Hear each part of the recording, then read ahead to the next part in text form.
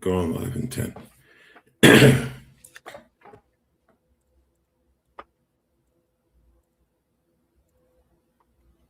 Good afternoon and welcome to another edition of the Rotoworld Fantasy Basketball Q&A. I'm Raphielle Johnson, joined as always by Noah Rubin. Noah, how's everything going? Happy New Year. Happy New Year to you as well, Raph, and to everyone that is tuning in for this. Things are going well. 2026, I guess, is off to a pretty decent start. Means we're getting closer. I think it's a little over a month until the trade deadline. So things are getting excited. NFL and college football are wrapping up. So more of the focus is shifting to basketball, but we've been here the whole time. So we're all good. Exactly. That Sugar Bowl was a wild experience last night. Oh my goodness. Yeah, I know you had a rooting interest. I apologize for bringing that up, but no, it's good. Yeah, that was it made up for what we saw from the first two games of the day if you follow the playoffs. So yeah. It was exciting, and it was dumb to go for it fourth down on your own 30. It was dumb to pass it third and goal when they had no timeouts, because it's like you run it. I get it. You have a better chance of getting a touchdown. Like you run it, you can still potentially get a touchdown, but also then you wind the clock down. Ole Miss doesn't have a chance to pull off a miracle like they did, take it to overtime. But self-inflicted. It's fun that they're gonna be good every year. So I'm like it's exactly. Georgia's gonna So it's not the end of the world to me. But let's not forget trying to run a kickoff out of the end zone 9 yards deep when you that was taking a touchback and tried to run a play. They ended up getting a play eventually, but that whole last 6 seconds was just a fiasco, man. Yeah, like I think I just turned off the TV and just texted some of my friends, just LOL. Like that's how you're gonna end the game. Like really, like I get it. Like maybe it's a kick return, you have a better chance to run it all the way back. But the decision to let me go from the back of the end zone to just outside the end zone and then just throw it across the field. Yeah. Anyways. All right. Well, we're not going to bore you guys with our football talk. We're just going to get into fantasy basketball. So we've got a lot of questions lined up in the queue already.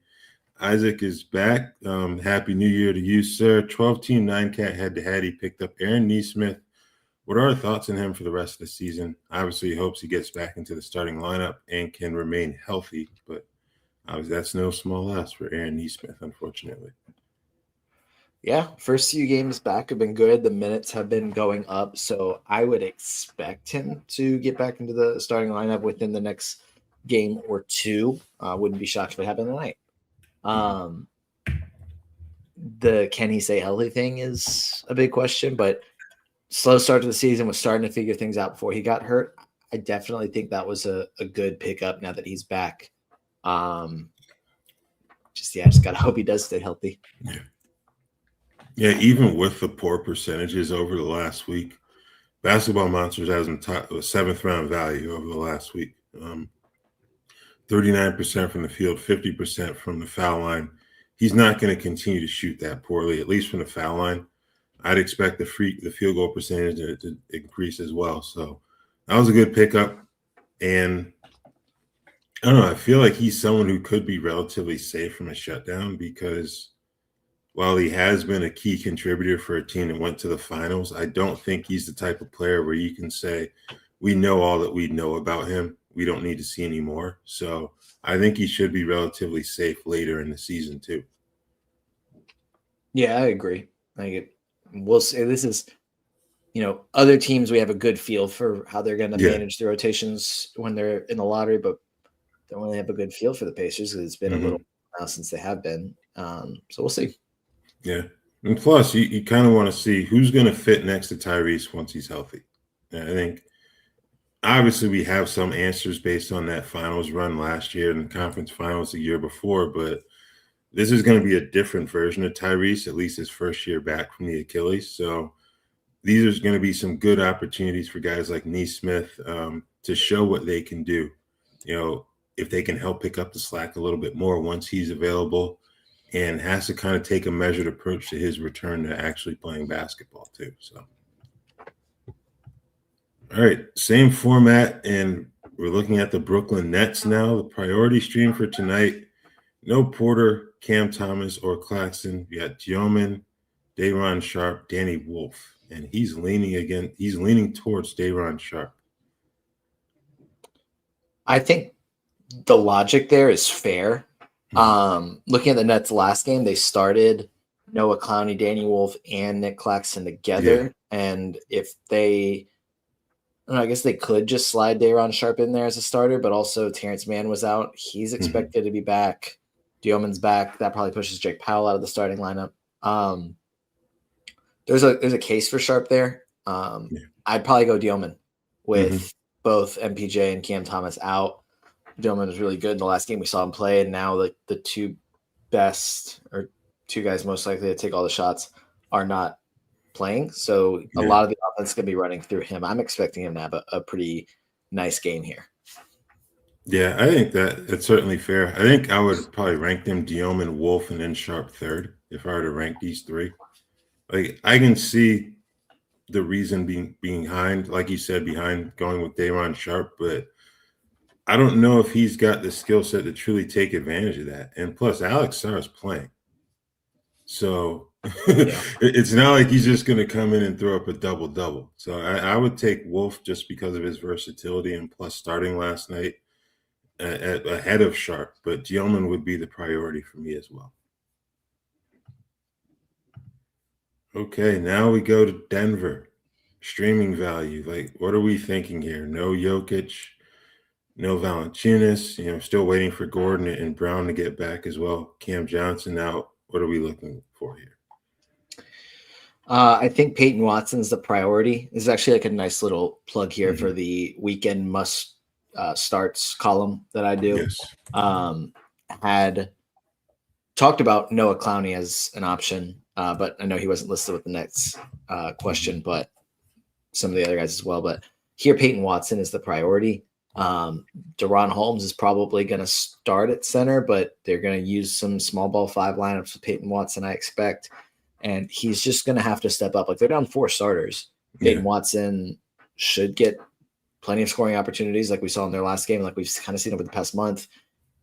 Get active on the glass, defensive stats. I think Peyton Watson's the priority. Deron Holmes is intriguing. But I'd probably prioritize Watson. Yeah, but Holmes, he's still coming back from that Achilles tendon tear. So I think there's only so much we can expect from him.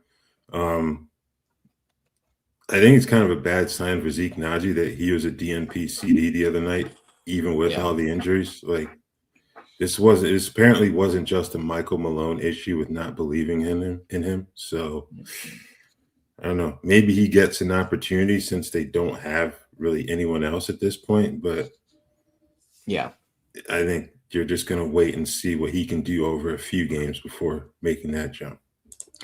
Yeah, I expect he'll be part of the rotation, but don't know how many minutes he'll see. It's also interesting to look ahead. So they play Friday, then tonight, they play a back-to-back Sunday and Monday. And like you said, with Deron Holmes coming off the Achilles tear, he's played, like, at this point, he's played 34 career minutes, and I think 22 of them were on one Wednesday. Game. Yep. So, like, we haven't really seen him too much.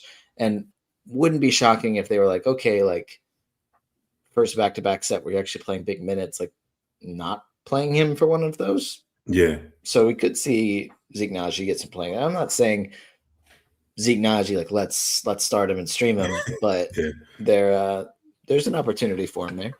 Yeah, that might be a case where we just watch that game in particular and then use that to formulate our opinions moving forward, because or it's a game where we don't watch that game.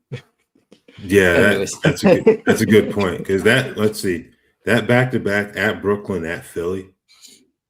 So I don't know. I kind of feel like the game in Brooklyn may be the one where they look to rest Holmes. That's what I would assume, because I think Philly, you're probably looking at Joel Embiid, and it's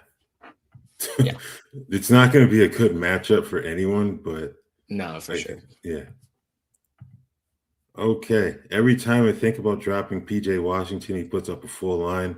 What do you think of rostering him currently in standard category leagues?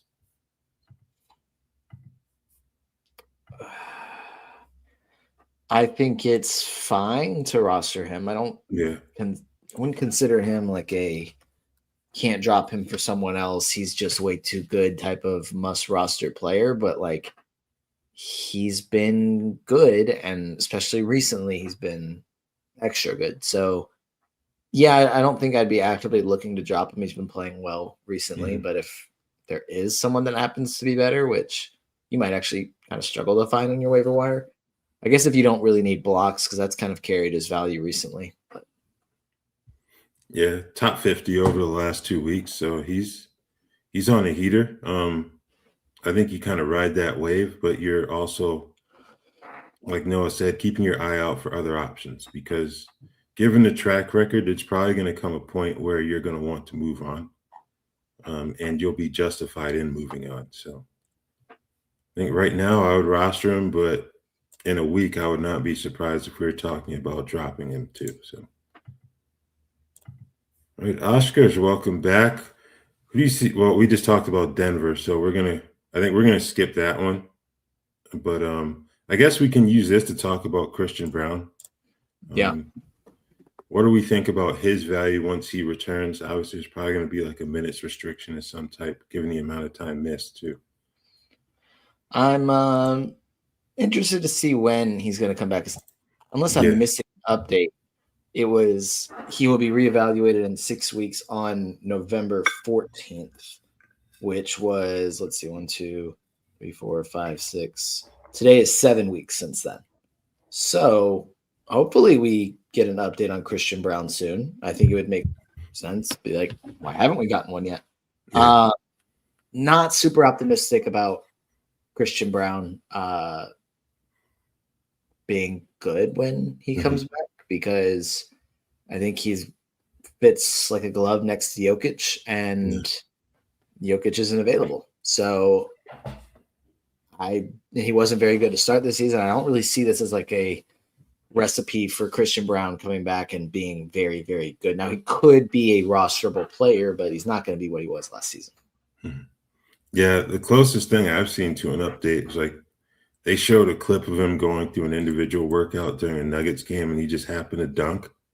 But there hasn't been like an official update in terms of a reevaluation and how far along he is. So not really hearing anything there. Yeah. In terms of Bruce Brown, I think this version of him in Denver hasn't worked the way that the first one did, which is unfortunate because I think they really thought that would be the case.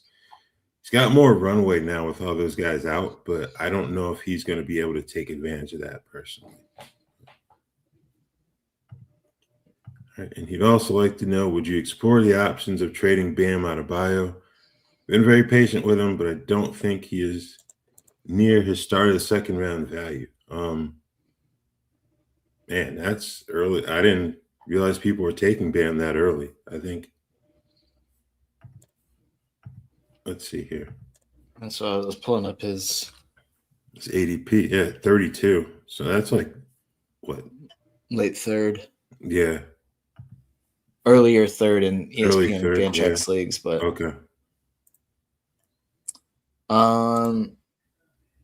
I mean, yeah, you can look at options for trading him, but also I guess realizing that if he's been disappointing for you, he's going to be disappointing to everyone else, and they're probably not going to want to pay fair price or what was up to his ADP. He also is playing better, at least over their last 2 games. He had a rough stretch there, and then he missed 2 games. They probably got to recover a little bit, and has been a little bit better recently. So I don't know. That's something saying, oh, just like hang in there, like he's about to go on a run, but it actually might not be the worst time to try and look at trading him if his value is risen based off these last couple games. Yeah. Top 40 over the past week. Only shooting about 42% from the field during the stretch. So it hasn't been great, but I don't know. First, I have him rostered in a few leagues, and I'm willing to wait to see kind of what happens there. But you may be able to make a move to trade high at this point, based on the last week. Now,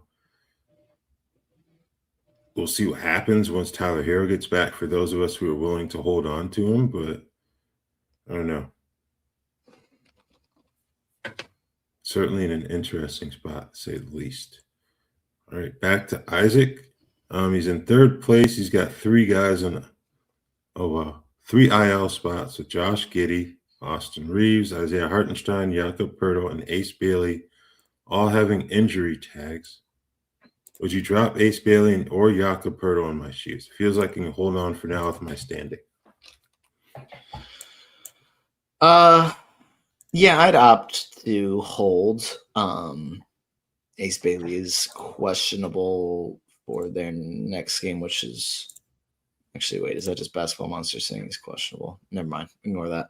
I don't think I would be dropping unless there's someone on the waiver wire that you feel like has a better chance to help you come your fantasy playoffs time. Because if you're sitting in third and you feel pretty comfortable with where you're at, I'd rather just be a little bit patient there. Yeah, I think patience is a good way to go here. Unless we hear something about like Jakob Pertl's back to where he's going to miss a lot longer than we expect, then I think he may be the one I would think about, but I wouldn't do anything right now. You feel like you're in a good spot. There's nothing wrong with just kind of playing this out and seeing how everything goes here. Okay, is Nikola Jovic worth picking up? And if so, who do you see the most value having the most value between him and Keldon Johnson?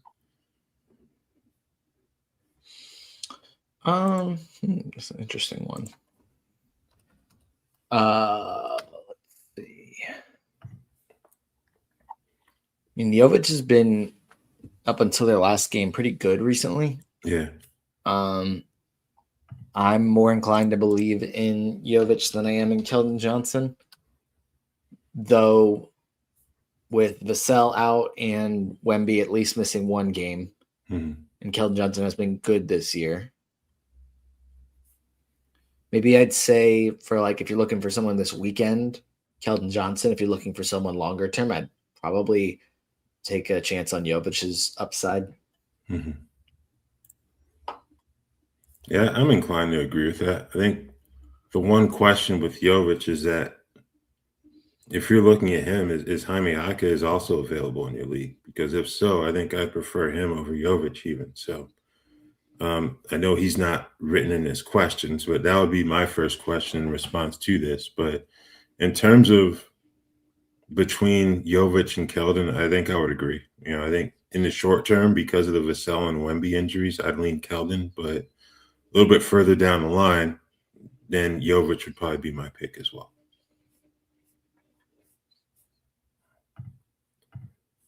Okay.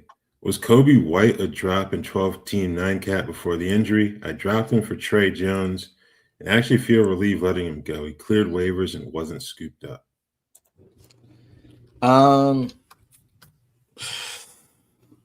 know that he was a drop before the injury. I mean, it's been rough, but saw a report today that he was saying that the calf injury doesn't look as bad. Like this one doesn't look as bad as it did earlier this season. So maybe it is closer to just a 1 week absence for him.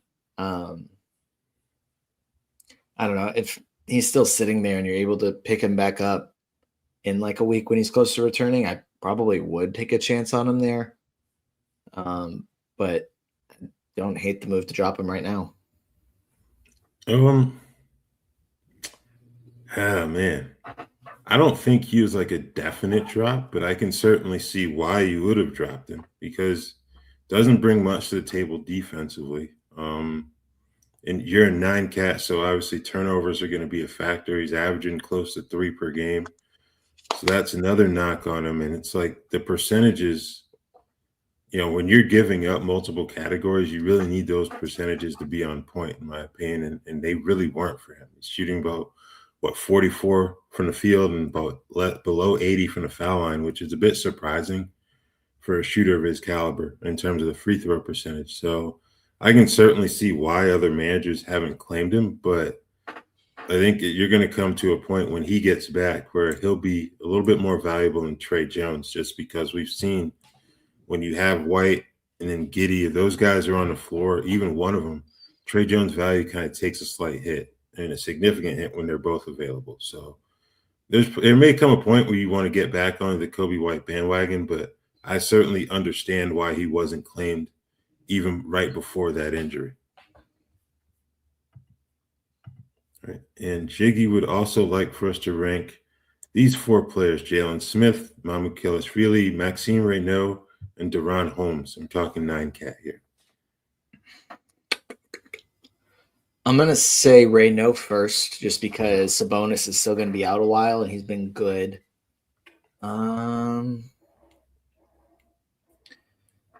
Probably, definitely Reynaud first. Definitely Holmes last. Jalen Smith should be better in the short term, but I believe in Mamu a little bit more long term than I do Jalen Smith. But I'm definitely a little bit more open to adding Jalen Smith now than I was when we did this on Tuesday. Now that we know he's starting, which was surprising to me. Yeah. But they won, so I don't really see them saying, "Yep, that was fun. We tried it. Let's move him back to the bench." So I think Jalen Smith's worth adding, at least for the short term. Yeah, I think I would go Smith second and Mamu third as well. For that reason, like even with Pirtle out, we've seen games where Mamu's still come off the bench. So that feels like it's very much a matchup dependent situation for him. He'll still get good rotation minutes, but I feel a lot better about him if he were locked into the starting lineup. So yeah, I would go Reynaud 1. We don't know when Sabonis will be back. We don't know what the Kings are going to do trade-wise either. So that would be another reason to kind of rank him first out of these 4 guys.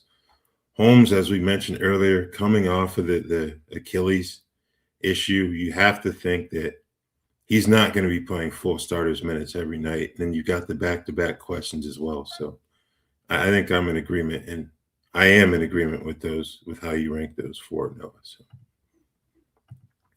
All right, Clint, happy New Year to you as well. What are our thoughts on Yegor Dioman for the rest of the season and Deron Holmes over the next month? Dioman has been pretty good recently. I'm expecting him to finish out the season pretty strong as well. Think kind of had him as a, hey, this guy's can be one of the best rookies this season. Hasn't happened yet, but I still think he should finish the year pretty strong. Deron Holmes is it's so much unknown because he has been like an intriguing dynasty guy, but then he tore his Achilles and he's played 34 minutes to this point. And now he's probably going to be playing close to 34 minutes a night for the next month. Just so much unknown here. So I think he could be worth taking a chance on. I wouldn't drop anyone that I feel really good about, but like if you have someone that you're like, you haven't been playing super well, I want to take a chance on someone else, probably go, I'd take a chance on him. Yeah. I think Dioman, I like his value for the rest of the season.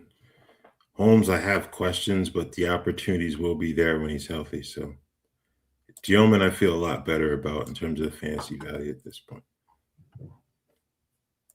Okay. And we've got some priority IL stash rankings requests here. DeJounte Murray, Scoot Henderson, Kelly Oubre, Kyrie Irving. How would we rank these 4?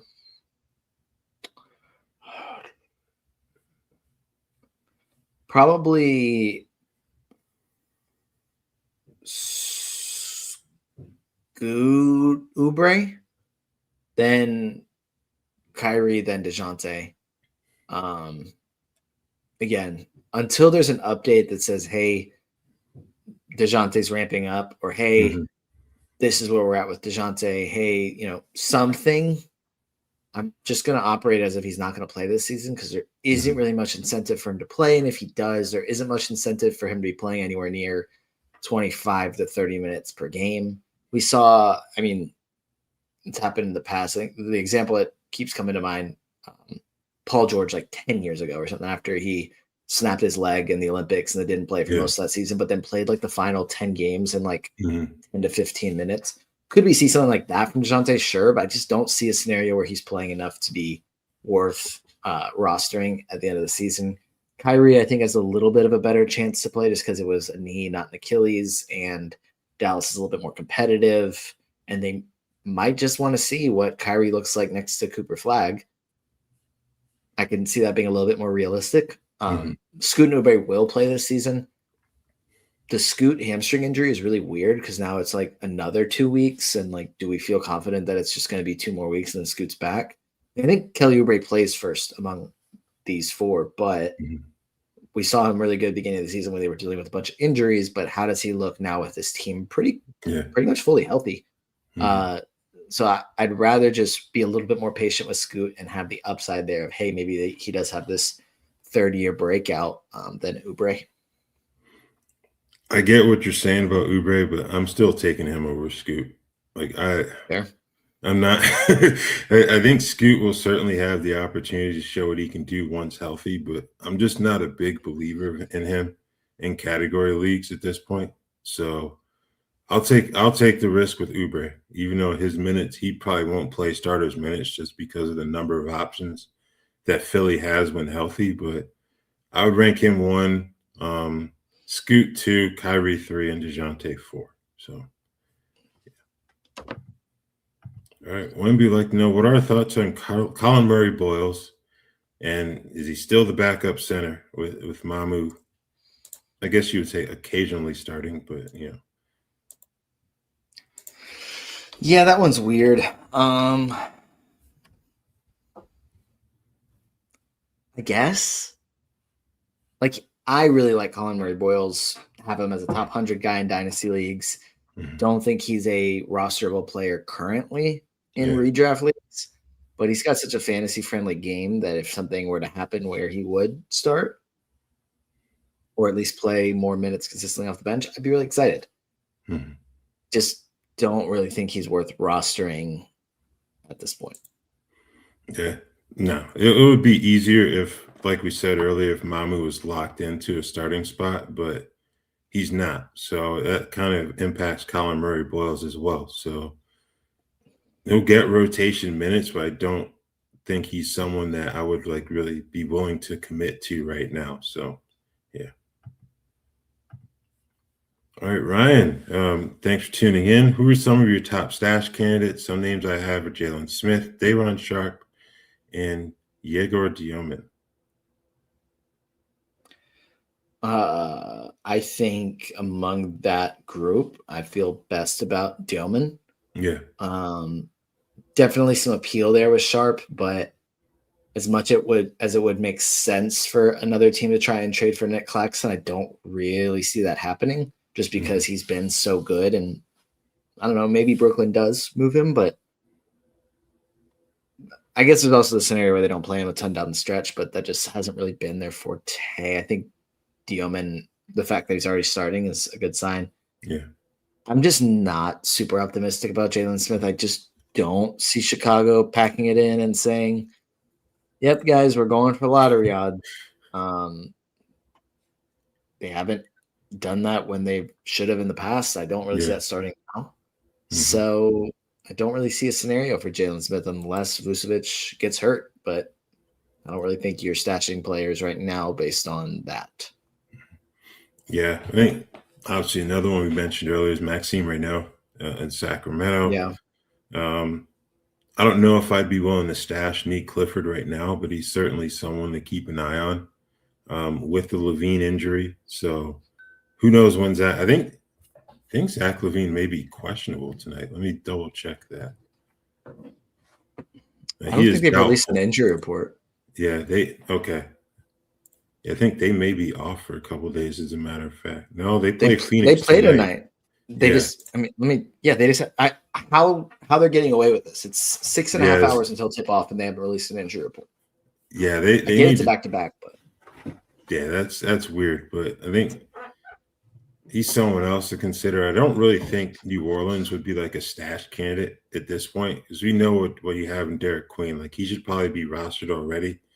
If you want to consider Jeremiah Fears like a stash guy, I guess you can go there. But I kind of feel like he's rostered in some spots already, and good number of spots already. So, yeah, I'm not a big like trade deadline stash person personally. I don't know how you feel about that, but I'm not really something. That's not really something I'd really look to do in fantasy leagues. Yeah, I agree with you. There's too many moving factors with Yeah, trades, and like unless there's a heavily rumored trade, like, hey, this is what it's gonna be, and the exact trade package, and you're like, okay, I can see how that can open something up. But how many times do those fall through? How many yeah, times do trades look different? How many times do coaches either prioritize the players coming in, and you maybe had someone sitting like on the bench behind a player that gets traded, and then these new players come in, or they make this trade and you're like, okay, great, this opens something up for this player. Oh, but now they've made 3 more trades, and oh, that opportunity's gone. So there's just too many moving factors. I'm not going to. Okay, Wemby needs 3-pointers and points. Which one do you prefer this week? Dioman, Deuce McBride, or Trey Johnson? For this week, threes and points.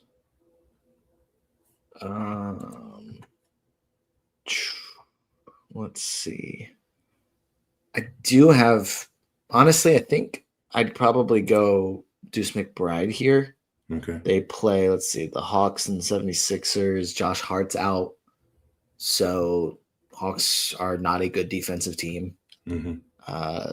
Honestly, I don't hate any of these options. Yeah. Probably go McBride, though, because even if he's not going to start, he's going to play big minutes off the bench. Now Cat's questionable, so maybe they need even more offense. So I'll go McBride. I'll take Dioman. I'll just roll the dice in the fact that he'll be starting. And so that I would go with him. Denver, that won't be an easy matchup, but they're a bit depleted. So maybe you can take advantage of that on Sunday. So he's the one I would go with. I think Trey Johnson's looked really good recently. That's someone else you can consider for like a deadline stash. Throw his name in the mix too, given he's starting for Keyshawn George right now. So they've all looked good. These are all 3 really good options. Yeah, I'll go Yegor. Noah likes Trey, likes Deuce. So yeah. Okay, Herb Jones or Jalen Tyson, 14 team, 9 cat for the rest of the season. I'm going Jalen Tyson. We've seen him available. We've seen him be productive. We've seen other players in Cleveland not be available. We've seen Herb Jones be not available, and we've seen him have a couple good games and a lot of very games. I'll roll with the player that's playing better in Jalen Tyson. Yeah, I like Jalen Tyson as well. I know Herb will get you more steals, but I think in terms of like rebounding, even scoring efficiency, Jalen Tyson has been superior thus far. So yeah, he's my pick as well.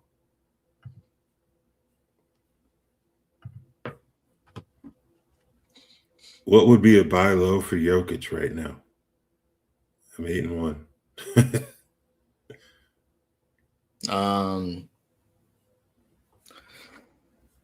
Goodness. What are you taking back in a Jokic trade? Like I'm not. Yeah, I don't think I would trade him. Like it would be one thing if this was an injury that could cost him like 6 to 8 weeks. But even then, I would roll the dice on him being ready for the fantasy playoffs. And he's just too valuable for me to be willing to give him up. I guess the other question here is if you're looking to buy low on Jokic, you tell me what players you have, and we can maybe talk about what an offer could look like. Because I don't know, just looking at it, it's like I think the Kawhi Leonard hot hand. Like if a team has Jokic and is struggling to make the playoffs, and you have Kawhi Leonard, maybe you toss that around. It's like, hey, Kawhi Leonard is playing some of the best basketball of his career. Like he's been unreal. Mm-hmm. That would help someone out that's going to be missing Jokic for a month. But I'm not like Kawhi always has that. Yeah, but what if he gets hurt or what if something pops up type of thing where it's like, I hope it doesn't happen. There's no signs that, hey, this is going to happen. The dude's playing back-to-backs now. That's really cool. Yeah. Mm-hmm. But like, what if? Like, if you have Kawhi and you don't trade him and something does happen, even if it's not a predictable thing, you're going to be kicking yourself saying, dang, oh, it's Kawhi. I should have known that he was going to get hurt, even if there's no indication that was going to happen. So that could be something to consider, but having your roster would be a little bit helpful. Yeah, if you put it that way, he would probably be the one that you could put out there. Like, I don't know if you would put out like a Tyrese Maxey, or you certainly wouldn't put out like an SGA or even a Wemby, even though Wemby's hurt right now. But I think Kawhi would probably be about as low as you can go and get an honest response in terms of, yeah, I'll actually think about this, because like, even for as good as Jalen Johnson has been, just to bring him up as one name, I don't think you're gonna be able to get Jokic for Jalen Johnson. Like, yeah. Jokic, I don't know. He doesn't strike me as a player that you'd be willing to buy low on in a trade, personally. Okay, what are our thoughts on Julian Champagny with Vassell out? Yeah, it's really funny. He had 11 3-pointers the other night, Clint. I hope he can do pretty well for my team this weekend.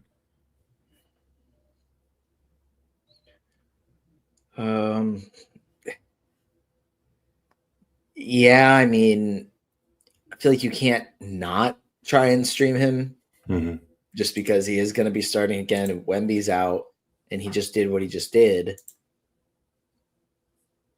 Just temper your expectations. Yeah. It could be a very, very average game. Like this past start, 36 points and 11 3-pointers. The start before that, 4 points and 5 rebounds and 1 steal in 26 minutes, 2 for 10 shooting. Yeah. So, like, maybe, but I wouldn't be expecting much, and maybe you'd be pleasantly surprised. Yeah, he's shooting 38.5% from the field over the last 2 weeks. So, and I would imagine, let's see who they're playing.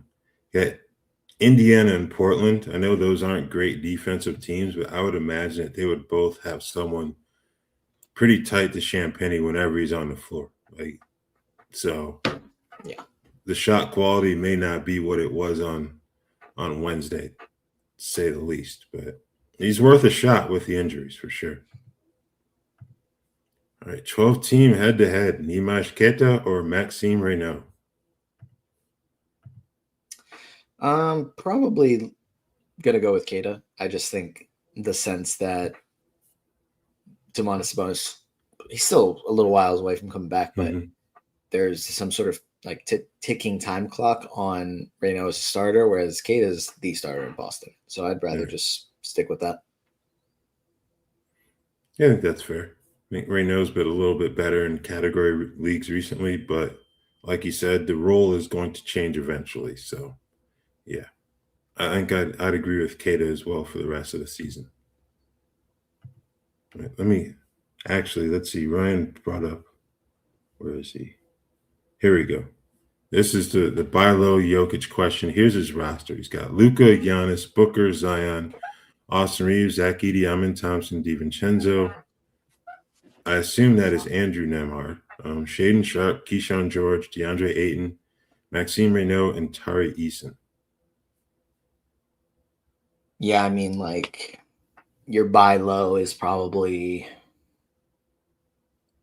maybe you go Booker and Zion. Maybe you go, but like, I'm not saying confidently that the other manager's going to accept that.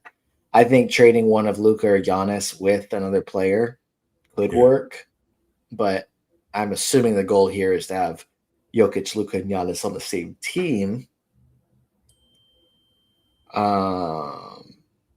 Everyone's different. Maybe the person who has Jokic is more willing to move him to get some win now production. But because like Reeves and Edey are intriguing options there, but they're both out, so that would kind of defeat the purpose. So maybe like Luka plus Maxime Reynaud or Booker plus Zion could be interesting enough. I don't know. What do you think? Yeah, I think I'd be a little more willing to. I think they'd be a little more willing to accept Giannis over Booker. Yeah. So maybe, because Zion, you always wonder if Zion's like a misstep away from missing a couple weeks, unfortunately. So,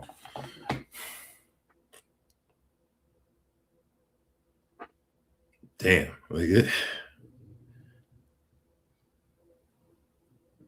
Probably have to go like Giannis and Booker. To be honest with you, it's like you're not just trading for like a. There's no such thing as like a run of the mill top 5 fantasy player, obviously, but you're talking about a guy who's been number 1 for years, and I think you're gonna have to give up a lot to get him. Like I really don't think there's like a buy low possibility with Jokic, even though he's hurt. Yeah.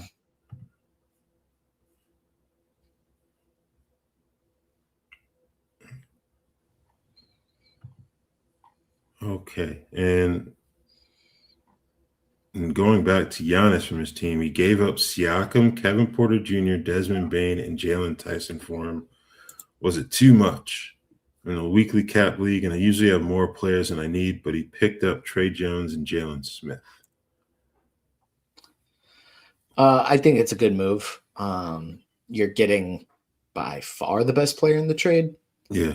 And games cap, it's another factor there. Like you're not just looking for more players, you're looking for the best players. And it gives you streaming spots, and you're getting 2 productive players. Like, frankly, right now, Trey Jones, when he's been a starter, I would say has been better than at least Jalen Tyson, who's been good. I think I'd rather have starter Trey Jones temporarily than Kevin Porter Jr. Obviously, rest of the season, rather have Kevin Porter Jr., but you're getting Trey Jones, who could be more productive than basically everyone that you just trade away for Giannis for a week. And then you stream someone else in. So I like the move a lot. Yeah. Like you said, you're getting by far the best player. You're able to make a few decent pickups to supplement that move. So I think it's a good trade. And you now have streaming spots to work with, I would assume. So yeah, not a bad deal at all. I think Siakam, he's a shutdown risk later in the year, in my opinion. Kevin Porter Jr. has been good, but is this really something that's sustainable over the course of an entire season? I don't know. So, yeah, I think that was a good move on your part as well. Okay, 10-team 9-cat, an 18-man roster with 2 IR spots. Would you drop Jay Huff for Jalen Smith? Second best in blocks. Second best blocks team in the league. Number 1 in blocks is in last place. And Happy New Year to you as well. I would.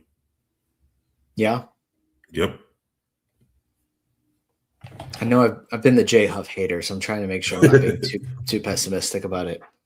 But yeah, I guess the temporary production from Jalen Smith is better than what J Huff has been, aside from the blocks.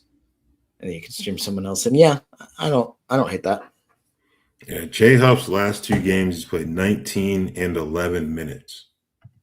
Like, what are you waiting for? I know he gets blocks when he plays, but let's see, his season average for minutes per game is 19.5. So yeah, I would definitely go with Jalen Smith at this point. And I wouldn't be shocked if when the Bulls get healthier and you wanted to go back to J Huff, that he was sitting there on the waiver wire. So I would definitely make that move. All right, Nick, Happy New Year to you as well. Even though Nikola Jovic shot horribly yesterday, do you think he has good value while Hero is out in a 12-team 9-cat league?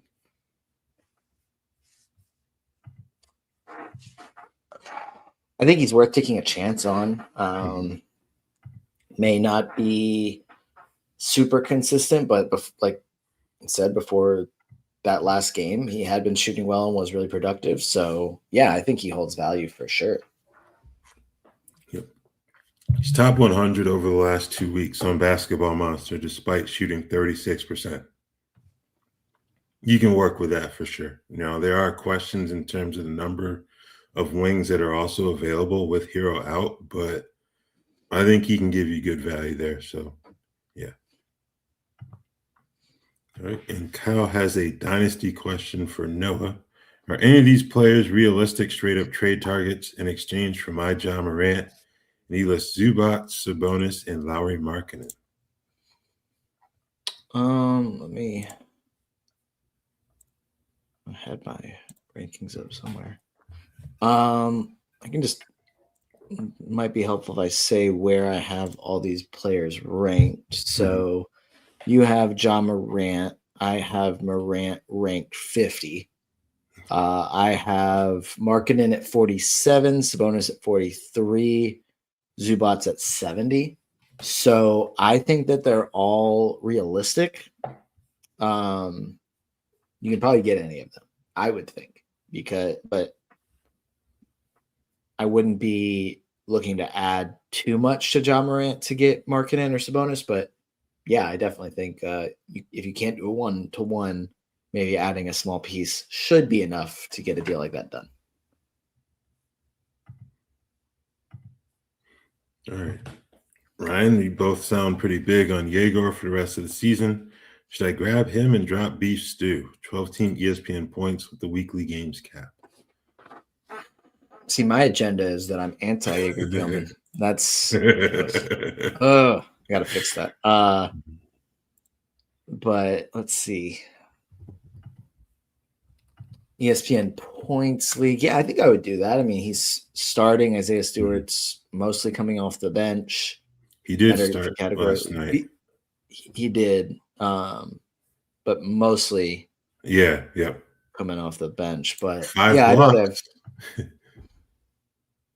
But he didn't do any scoring though. Yeah, 5 blocks in 30 minutes, but only attempted 5 shots. So and Jalen Duren left early from that game, and he still only had 4 rebounds. So there might be some temporary value there if Duren remains out. But I'd rather have Diome. I think end of season specifically, he's going to be really good.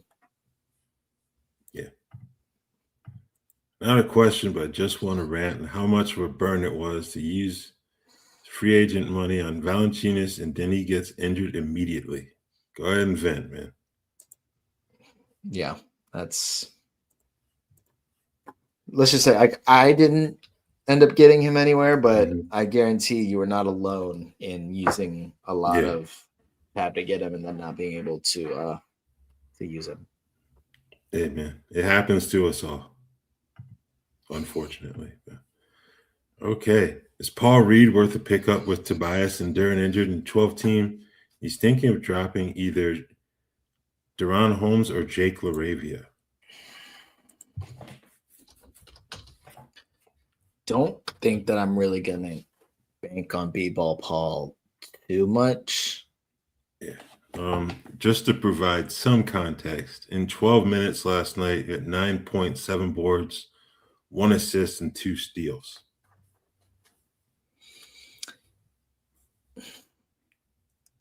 Their next 2 games are against the Cavs and the Knicks.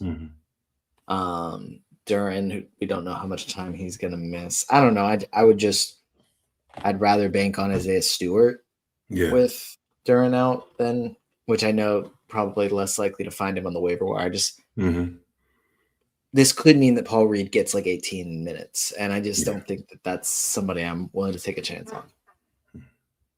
Yeah, I'd agree with that. Like, he could be good in those 18 minutes, but I don't think it's a lock that he's going to provide like solid fantasy value with that opportunity either. So I don't know. I think I would rather wait to see what happens with Deron Holmes. LaRavia, I don't know. If you're going to drop either one of those guys, I would probably say him. But yeah, I don't think Paul Reed is a must pickup guy right now. All right. Chad would like to know, is Zion a shutdown candidate? It feels like it should be an obvious question, but considering how much he shut himself down, they just let him play to maximize his value for the offseason.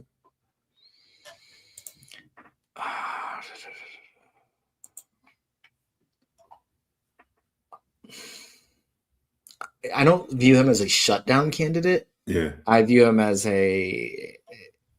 hey, we're always worried about this guy getting hurt. Yeah. And the shutdown would be if something happens and they're like, look, it's not really worth you playing through it. Mm-hmm. Let's just take it easy here.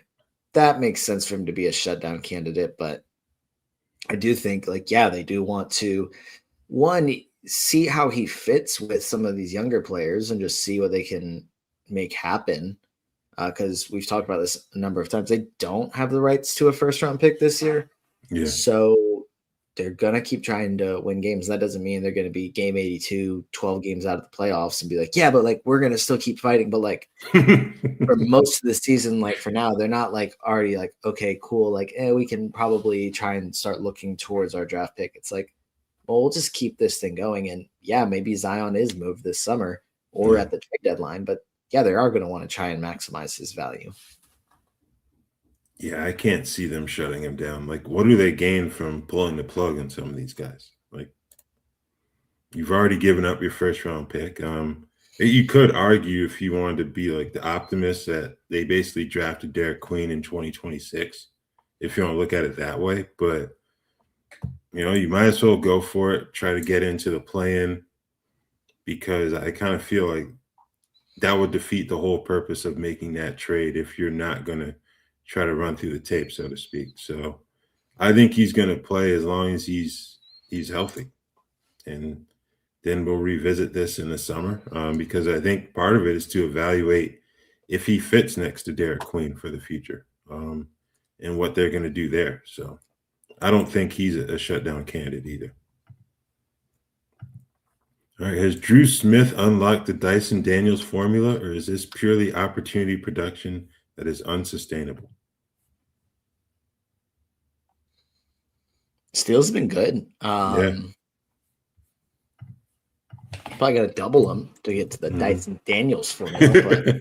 But I think he is a good player. I just don't think he's going to get enough opportunity to be a fantasy set. Now, we could look at this and say, hey, if he were to get more minutes for the Heat or gets a fresh start somewhere else and gets more minutes, there's definitely a path for him to be really good in category leagues, because he's shown an ability to get an insane amount of steals.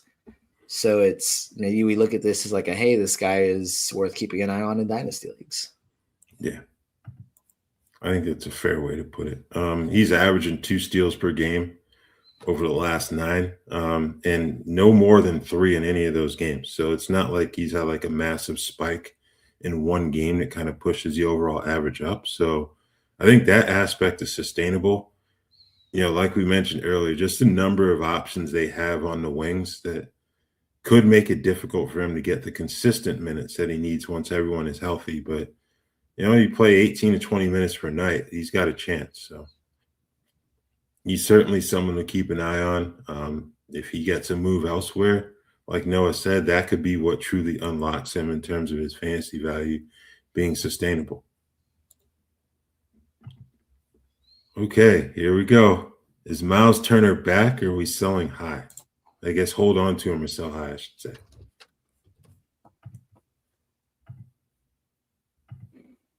Sell high. A big game against Charlotte, and I believe that game they didn't have Kalkbrenner, so it was just Moussa Diabate, and then against the Wizards, which Alex Sarr is awesome, but they don't have a dominant paint presence. It was Alex Sarr and Marvin Bagley. So getting blocks against a bunch of young players with both those, I would be looking to sell high on Miles Turner. Yeah, I'd agree with that. I've made my feelings known about his fantasy value in my eyes. So yeah, if you can sell high, I would definitely do that. I don't think he's someone you rely on for the rest of the season. All right, Kool-Aid tripping. Is it time to cut ties with Toumani Camara? And among the options on his waiver wire, Christian Brown and Najee Marshall.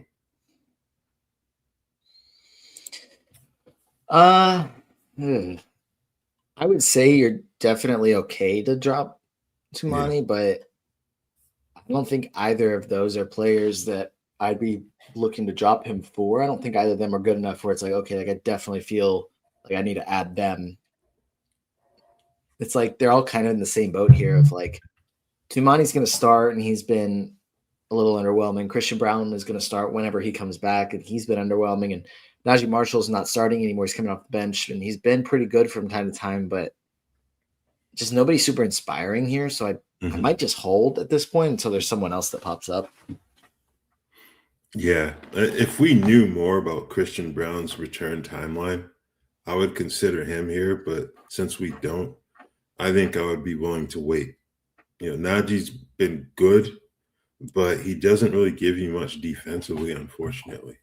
So, yeah, I think of those two options, I'd probably wait. But, say we get an update on Christian Brown, like what he's doing and when he could potentially be back. That would probably change my opinion just because of the Jokic injury and then Valanciunas and all the other guys who are hurt. So right now, in terms of what we know, I would probably hold on to Camara, but be willing to pivot too.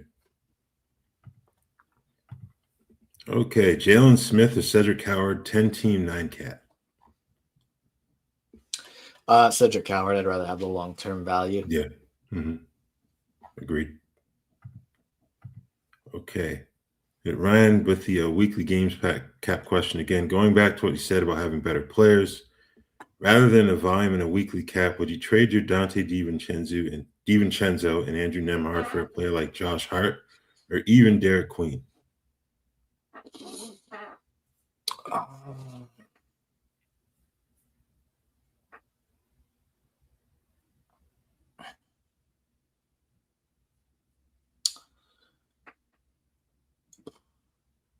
Feel like more